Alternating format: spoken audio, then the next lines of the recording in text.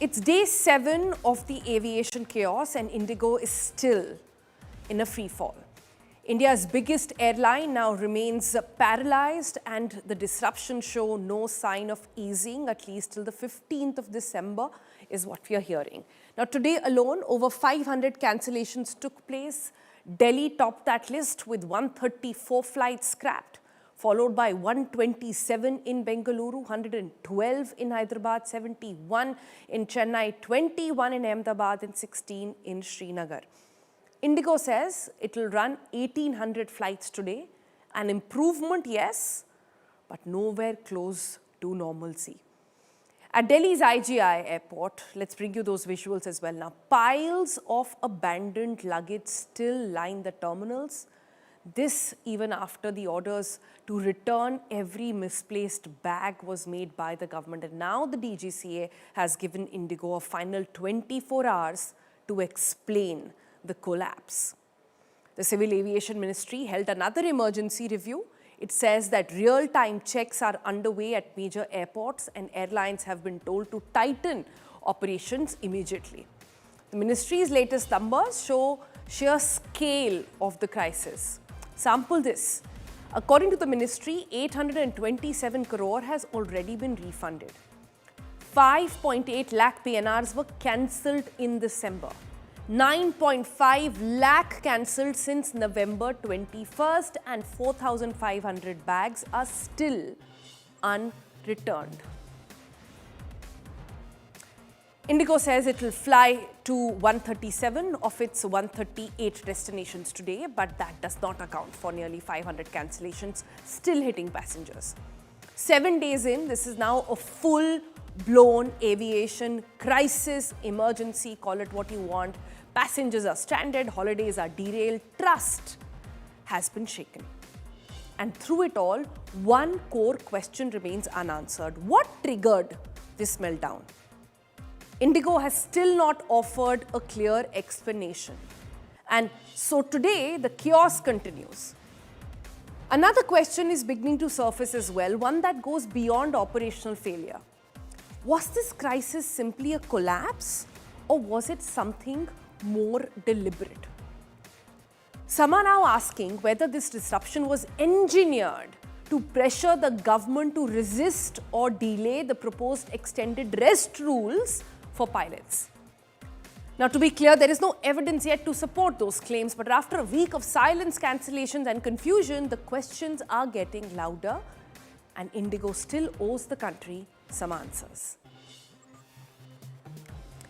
Meanwhile, some answers were found,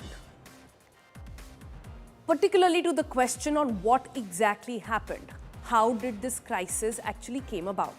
Now, while the world speculates, a long-time employee of the airline Indigo has revealed it all in an open letter.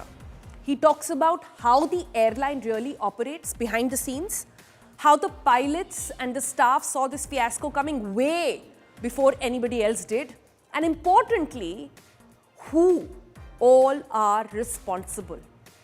The letter names at least 8 senior officials, including the CEO, and it details years of neglect. The letter also paints a very grim picture. Years of mismanagement, employee exploitation, repeated warnings about safety risks and pilot fatigue ignored by the airline's entire top brass.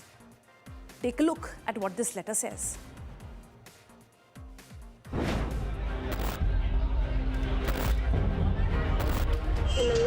Your flight for tomorrow.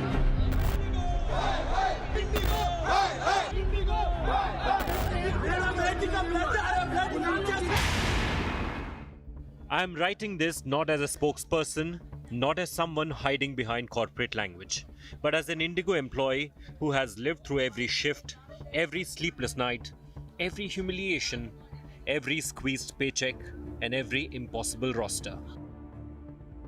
And I'm writing this as an Indian because the state of this airline is no longer just an internal issue. It affects millions of people in this country.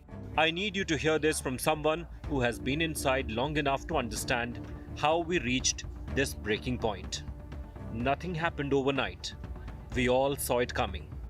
Indigo did not collapse in a day. This downfall was years in the making.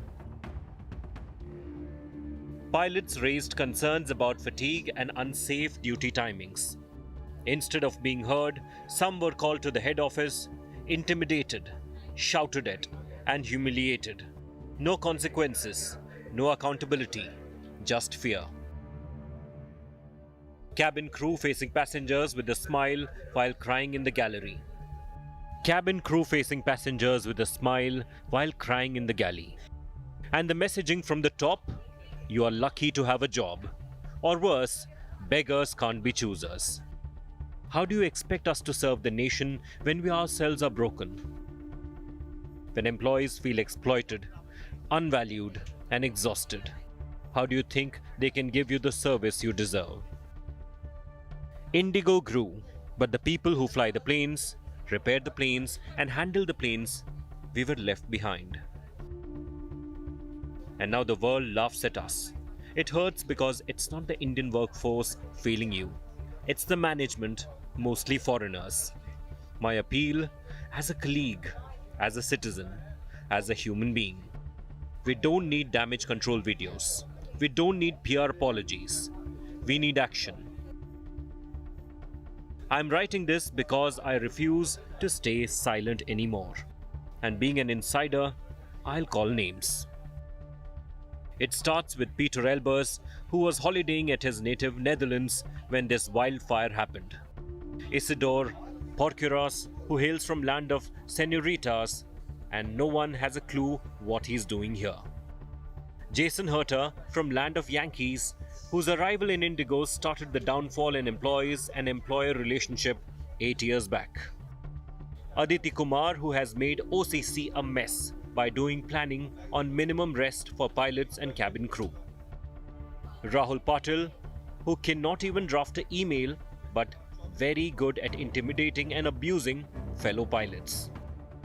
Tapas Day, who has the audacity to say to his colleagues that beggars can't be choosers. If Indigo truly wants to rise again, it must first look inwards, at the tired, overworked human beings who keep its aircrafts in the sky. We deserve better. And so do you, the citizens who trust us with your time, money, and safety.